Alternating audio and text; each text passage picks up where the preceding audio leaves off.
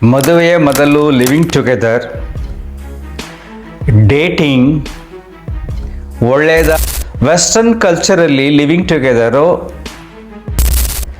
ಇದು ನಮ್ಮ ಕಲ್ಚರ್ ಅಲ್ಲ.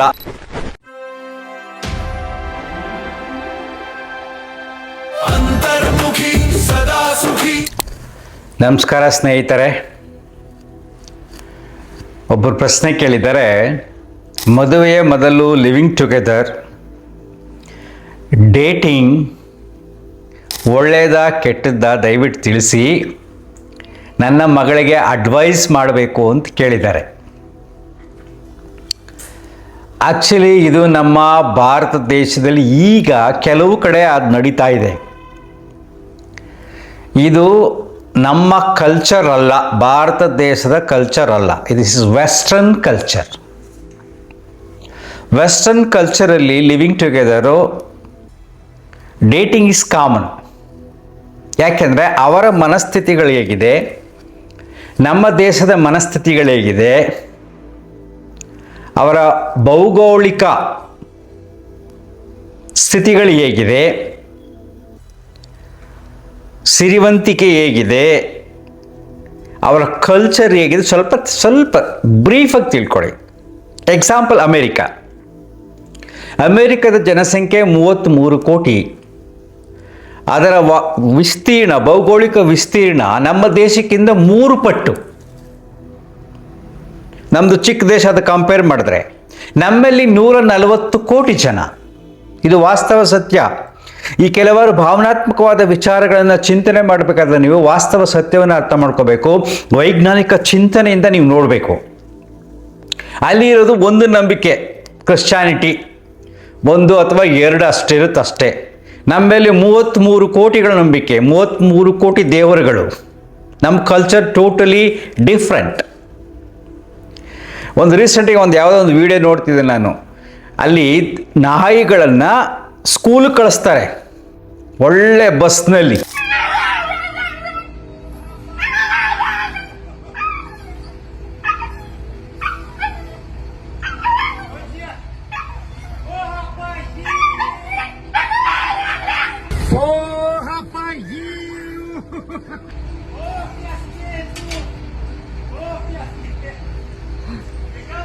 Ciao!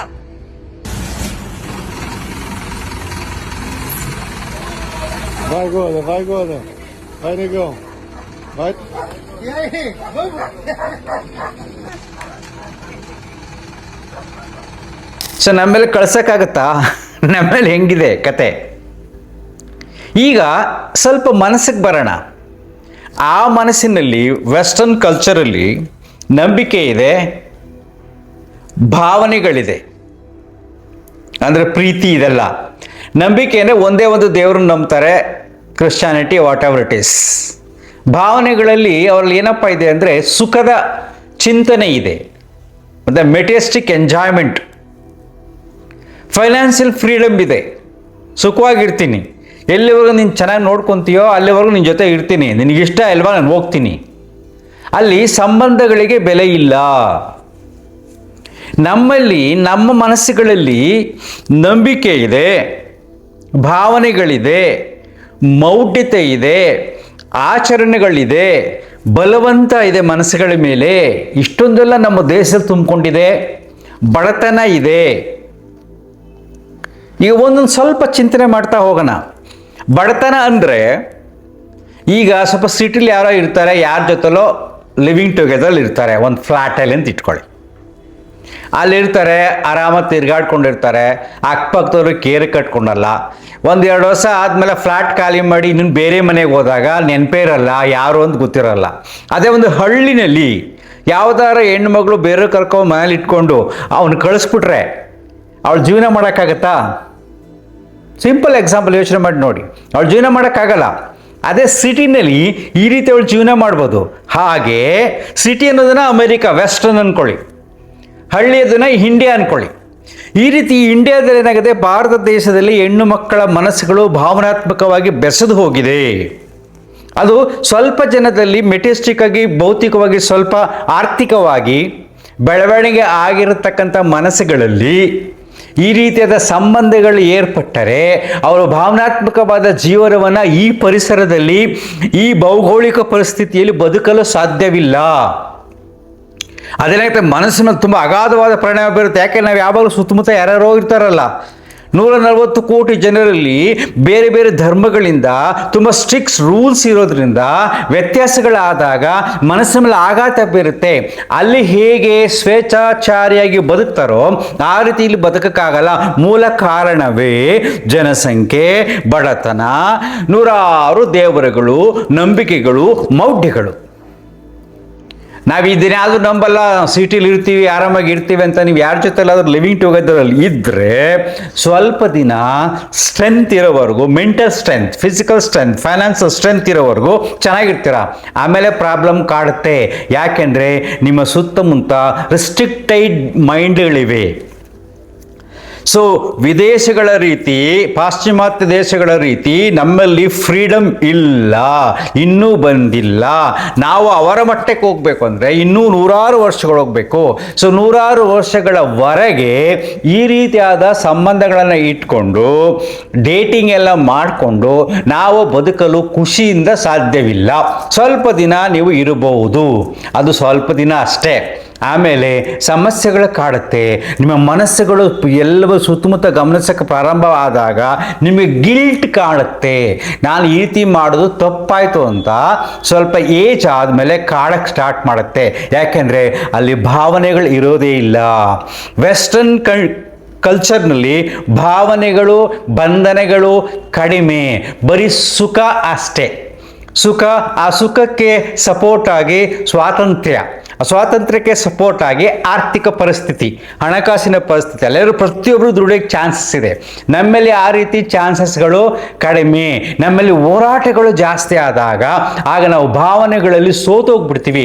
ಭಾವನೆಗಳಲ್ಲಿ ಸೋತು ಹೋದಾಗ ಭಗವಂತನಿಗೆ ಸರೆಂಡರ್ ಆಗ್ತೀವಿ.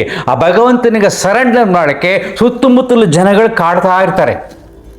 ಸೊ ಈ ದೋಷಗಳಿಂದ ಆಗ್ತಾ ಇದೆ, ಗ್ರಹತೆಗಳಿಂದ ತೊಂದರೆ ಆಯಿತು, ಆ ದೇವರು ಮಾಡಿಲ್ಲ ನಿನಗೆ ತೊಂದರೆ ಆಯಿತು, ಇದನ್ನು ನೀನು ಮಾಡಿಲ್ಲ ನಿನಗೆ ತೊಂದರೆ ಆಯಿತು ಅಂತ ಎಲ್ಲ ಕಡೆ ಒತ್ತಡಗಳು ಬರ್ತಾ ಇರುತ್ತೆ, ಎಲ್ಲ ಕಡೆ ಕಾಣ್ತಾ ಇರುತ್ತೆ. ಪೂಜೆ ಪುನಸ್ಕಾರಗಳು, ಹೋಮ ಹವನಗಳು ಎಲ್ಲ ನಡೀತಾ ಇರುತ್ತೆ. ಈ ರೀತಿಯಾದ ಸಾಮಾಜಿಕವಾದ ಮನಸ್ಸಿನಲ್ಲಿ ಸ್ವೇಚ್ಛಾಚಾರದ ಮನಸ್ಸುಗಳು ಬದುಕುವುದು ತುಂಬ ಕಷ್ಟ. ಅದಕ್ಕೆ ಭಾರತ ದೇಶದಲ್ಲಿ ಲಿವಿಂಗ್ ಟುಗೆದರ್ ಒಳ್ಳೇದು ಅಲ್ಲ. ಇನ್ನು 100 ವರ್ಷ ಆದ ಮೇಲೆ ನೋಡೋಣ, ಅದು ಸಾಧ್ಯ ಇಲ್ಲ. ಯಾಕೆ ಜನಸಂಖ್ಯೆ ಜಾಸ್ತಿ ಆಗ್ತಾ ಹೋಗ್ತಾ ಇರುತ್ತೆ. ಭಾರತದಲ್ಲಿ ಅಲ್ಲ, ವಿದೇಶಗಳಲ್ಲಿ ಸರಿ ಇದೆ. ಇದೊಂದು ದೊಡ್ಡ ವಿಸ್ತಾರವಾದ ವಿಚಾರ. ಬ್ರೀಫಾಗಿ 10 ನಿಮಿಷದಲ್ಲ ನಿಮ್ಗೆ ಹೇಳೋಕ್ಕಾಗೋದಿಲ್ಲ. ಬಟ್ ಇಂಡಿಯಾದಲ್ಲಿ ಅದು ಒಳ್ಳೆಯ ಸಂಸ್ಕೃತಿ ಅಲ್ಲ. ಜೀವನ ಪೂರ್ತಿ ನೀವು ಆನಂದವಾಗಿರಲು ಸಾಧ್ಯವೇ ಇಲ್ಲ. ಕೆಲ ಕಾಲಗಳು, ಕೆಲ ವರ್ಷಗಳು ಮಾತ್ರ ನೀವು ಖುಷಿಯಾಗಿರ್ತೀರಿ. ಆಮೇಲೆ ನಿಮಗೆ ಗೊತ್ತಿಲ್ಲದ ಹಾಗೆ ಬೇರೆ ಮನಸ್ಸುಗಳು ನಿಮ್ಮನ್ನು ಆಕ್ರಮಣ ಮಾಡ್ತವೆ. ಈಗ ಸಿಂಪಲಾಗಿ ಹೇಳಬೇಕು ಅಂದರೆ, ಈಗ ಮುಖ್ಯಮಂತ್ರಿಗಳು, ನಮ್ಮ ದೇಶದ ಪ್ರಧಾನಮಂತ್ರಿಗಳು ತುಂಬ ದೈವತ್ವವನ್ನು ನಂಬಿದ್ದಾರೆ. ಕರ್ನಾಟಕದ ಮುಖ್ಯಮಂತ್ರಿ ಸಿದ್ದರಾಮಯ್ಯರಲ್ಲ, ಬೇರೆ ಬೇರೆ ಈ ಮುಖ್ಯಮಂತ್ರಿ ಆಗಬೇಕು ಅಂದ್ಕೊಂಡವರು. ಸೊ ಅವ್ರು ಹೆಂಗೆ ಪೂಜೆ ಪುನಸ್ಕಾರಗಳು, ದೇವಸ್ಥಾನಗಳಿಗೆ ಹೋಗ್ತಾರೆ, ಮೊದಲಾಗಿದ್ದಕ್ಕೆ ಹೆಂಗೆ ಹೋಗ್ತಾ ಇದ್ರು ಅದನ್ನೆಲ್ಲ ಜನ ನೋಡ್ತಾ ಇರ್ತಾರೆ. ನಮ್ಮ ಪ್ರಧಾನಮಂತ್ರಿಗಳು ದೇವಸ್ಥಾನವನ್ನು ಹೇಗೆ ಕಟ್ತಾ ಇದ್ದಾರೆ, ರಾಮ ಮಂದಿರ ಕಟ್ಟಿದ್ದಾರೆ, ಏನೇನೆಲ್ಲ ಮಾಡ್ತಾ ಇದ್ದಾರೆ, ಎಲ್ಲ ಚಿಂತನೆಗಳು ಸಾಮಾಜಿಕವಾಗಿ ಹರಿದಾಡ್ತಾ ಇದ್ದಾಗ ಎಲ್ಲೋ ಗೊತ್ತಿಲ್ಲದಾಗಿ ನಮ್ಮ ಮನಸ್ಸುಗಳಲ್ಲಿ ಆ ರೀತಿಯ ಒಂದು ದೈವ ಪ್ರಜ್ಞೆ ಮೂಡುತ್ತೆ, ನಂಬಿಕೆ ಮೂಡುತ್ತೆ, ಭಾವನೆ ಮೂಡುತ್ತೆ. ಆ ಭಾವನೆಗಳಲ್ಲಿ ಈ ಸ್ವೇಚ್ಛಾಚಾರ ನಿಮಗೆ ಗಿಲ್ಟಾಗಿ ಕಾಣುತ್ತೆ, ನಿಮ್ಗೆ ಗೊತ್ತಿಲ್ಲದಾಗೆ ಆಗ್ಬಿಡುತ್ತೆ. ಅದಕ್ಕೆ ಇವೆಲ್ಲ ಯಾಕೆ ನಮ್ಗೆ ಟೆನ್ಷನ್ ಬೇಕು? ಅಟ್ಲೀಸ್ಟ್ ಈಗಲಾದರೂ ಇನ್ನಾದರೂ 100 years ಮಿನಿಮಮ್ ನಾವು ನಮ್ಮ ಸಂಸ್ಕೃತಿಯನ್ನು ಅನುಸರಿಸಿ, ಅದರಲ್ಲೂ ಹೆಣ್ಣು ಮಕ್ಕಳು ತುಂಬ ಕೇರ್ಫುಲ್ ಆಗಿದ್ದು ಶಿಸ್ತಿನ ಜೀವನವನ್ನು ನಡೆಸಿ, ಜೀವನವನ್ನು ರೂಪಿಸ್ಕೊಂಡು ನಮ್ಮದೇ ಆದ ಪರಿಧಿಯಲ್ಲಿ, ನಮ್ಮದೇ ಆದ ಭಾವನೆಗಳ ಬಂಧನದಲ್ಲಿ ಬದುಕುವುದನ್ನು ನಾವು ಕಲಿಯಬೇಕು. ಇಲ್ಲದೆ ಸುಖದ ಅರಿವು ನಮಗಾಗೋದಿಲ್ಲ. ನೋವಿನಲ್ಲೇ ನಮ್ಮ ಬದುಕನ್ನು ಸಾಗಿಸ್ತಾ ಹೋಗ್ತಾ ಇರ್ತೀವಿ. ಇನ್ನೊಂದು ಮುಖ್ಯವಾಗಿ ನಾನು ಯಾವಾಗಲೂ ಹೇಳ್ತಾ ಇರ್ತೀನಿ, ಈಗಿನ ಪರಿಸ್ಥಿತಿಯಲ್ಲಿ ಆಗ ವೆಸ್ಟರ್ನ್ ಕಲ್ಚರ್ ವಿಚಾರಗಳು ಕಾಡ್ತಾ ಇರುತ್ತೆ, ಇಂಡಿಯನ್ ಕಲ್ಚರ್ ವಿಚಾರಗಳು ಕಾಡ್ತಾ ಇರುತ್ತೆ. ಅಲ್ಪ ಸುತ್ತಮುತ್ತ ಕೆಲವು ಇಂಡಿಸಿಪ್ಲಿನ್, ಲೈಫ್ ಇರುತ್ತೆ, ಅದು ಕೂಡ ನಮ್ಮನ್ನು ಅಟ್ರಾಕ್ಟ್ ಮಾಡ್ತಾ ಇರುತ್ತೆ. ಈ ಮೀಡಿಯಾ ನಮ್ಮನ್ನು ಅಟ್ರಾಕ್ಟ್ ಮಾಡ್ತಾ ಇರುತ್ತೆ. ಇದೆಲ್ಲದಿಂದ ಹೊರ ಬರಬೇಕಾದ್ರೆ ಕೇವಲ ಜ್ಞಾನವೇ ಸಾಧ್ಯವಿಲ್ಲ, ಪ್ರವಚನಗಳು ಸಾಧ್ಯವಿಲ್ಲ, ವಿಚಾರ ಚಿಂತನೆಗಳು ಸಾಧ್ಯವಿಲ್ಲ. ಅದಕ್ಕೆ ಸರಳವಾಗಿ ಹೇಳಬೇಕು ಅಂದರೆ ನನ್ನ ದೇಹದ ಕಡೆ ಗಮನ ಹರಿಸಬೇಕು, ನಿರಂತರ ವ್ಯಾಯಾಮ, ಶಿಸ್ತುಬದ್ಧವಾದ ಜೀವನ, ಮತ್ತು ಆಹಾರ ಪದ್ಧತಿ, ಒಳ್ಳೆಯ ವಿಶ್ರಾಂತಿ, ಧ್ಯಾನ. ಚಿಂತನೆಗಿನ್ನ ಈಗ ಧ್ಯಾನ ಮುಖ್ಯ. ಮನಸ್ಸನ್ನು ಖಾಲಿ ಮಾಡುವುದು ಮುಖ್ಯ. ಯಾವುದ್ಯಾವುದೋ ಪುಸ್ತಕಗಳನ್ನು ಓದಿ ಏನೇನೆಲ್ಲ ಮಾಡೋದಲ್ಲ ಮುಖ್ಯ. ಮನಸ್ಸನ್ನು ಖಾಲಿ ಮಾಡಿದಷ್ಟು ಪರಿಸ್ಥಿತಿಗೆ ತಕ್ಕಂತೆ, ನೀನು ಮಾಡೋ ಕೆಲಸಕ್ಕೆ ತಕ್ಕಂತೆ ಯಾವ್ಯಾವ ವಿಚಾರಗಳನ್ನು ಹೇಗೆ ಅಳವಡಿಸ್ಕೊಂಡು ಜೀವನದಲ್ಲಿ ಮುಂದೆ ಬರ್ತೀನಿ ಅನ್ನತಕ್ಕಂಥ ಚಿಂತನೆ ಸ್ಪಷ್ಟವಾಗಿ ಕ್ಲಿಯರ್ ಆಗಿ ಬರುತ್ತೆ. ಈ ದಿಶೆಯಲ್ಲಿ ಶಿಸ್ತುಬದ್ಧ ಜೀವನವನ್ನು ನಾವು ಕಲ್ತ್ಕೋಬೇಕು. ನಾವು ವೆಸ್ಟರ್ನ್ ಕಲ್ಚರ್ ಫಾಲೋ ಮಾಡೋದು ಒಳ್ಳೆಯದಲ್ಲ. That is temporary. ಅದು ನಿಮ್ಮನ್ನು ಅಪರಾಧದ ಸ್ಥಿತಿಯಲ್ಲಿ ನಿಲ್ಲಿಸುತ್ತೆ ವಯಸ್ಸು ಆದಾಗ. ಅದರಲ್ಲೂ ಕೂಡ ನಮ್ಮ ಭಾರತದ ಮನಸ್ಸಿನ ಪರಿಸ್ಥಿತಿಯಲ್ಲಿ ಈಗ ಯಾರನ್ನು ಬದಲಾಯಿಸಲು ಸಾಧ್ಯವಿಲ್ಲ. 60 ಕೋಟಿ ಜನ ಕುಂಭಮೇಳದಲ್ಲಿ ಮಿಂದೆದ್ದಾಗ ಆಗಲೇ ನೀವು ಅರ್ಥ ಮಾಡ್ಕೊಬೇಕು. ಅಯ್ಯಪ್ಪ ಸ್ವಾಮಿ ಭಕ್ತರು ಅಲ್ಲಿ ಜಾರಿ ಬಿದ್ದಾಗ ನೀವು ಅರ್ಥ ಮಾಡ್ಕೋಬೇಕು. ತಿರುಪತಿ ವೆಂಕಟೇಶ್ವರ ಸ್ವಾಮಿ ದೇವಸ್ಥಾನದಲ್ಲಿ ಗಂಟೆಲೆ ಕ್ಯೂ ನಿಂತಾಗ ಜನರ ಮನಸ್ಥಿತಿಗಳನ್ನು ನೀವು ಅರ್ಥ ಮಾಡ್ಕೋಬೇಕು. ಯಾವ ದೇವಸ್ಥಾನಗಳು ಎಷ್ಟು ರಶ್ ಇದೆ ಆಗ ನೀವು ಮನಸ್ಸುಗಳನ್ನು ಅರ್ಥ ಮಾಡ್ಕೋಬೇಕು. ಎಲ್ಲ ಮನಸ್ಸುಗಳನ್ನು ಮೀರಿ ನಾನು ಇಂದ್ರಿಯ ಸುಖಕ್ಕಾಗಿ ಸ್ವೇಚ್ಛಾಚಾರಿಯಾಗಿ ನನ್ನ ಭಾವನೆಗಳಲ್ಲಿ ಬದುಕುತ್ತೇನೆ ಅನ್ನತಕ್ಕಂಥದ್ದು ಮೂರ್ಖತನ.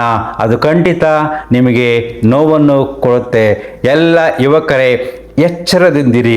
ಬೇರೆ ಚಿಂತನೆಗಳ ಕಡೆ, ವಿಷಯಗಳ ಕಡೆ ಗಮನ ಹರಿಸುವುದು ಬಿಟ್ಟು ನಿನ್ನ ಕಡೆ ನೀನು ಗಮನ ಹರಿಸು. ದೇಹ, ಮನಸ್ಸು, ಬುದ್ಧಿ, ನೆನಪು ಎಲ್ಲವನ್ನು ಶುಚಿತ್ವವಾಗಿಟ್ಕೊಂಡು ಮನಸ್ಸನ್ನು ಖಾಲಿ ಮಾಡಿ ನೆಮ್ಮದಿಯಾಗಿ ನಿನ್ನ ಕೆಲಸ ನೀನು ಮಾಡು.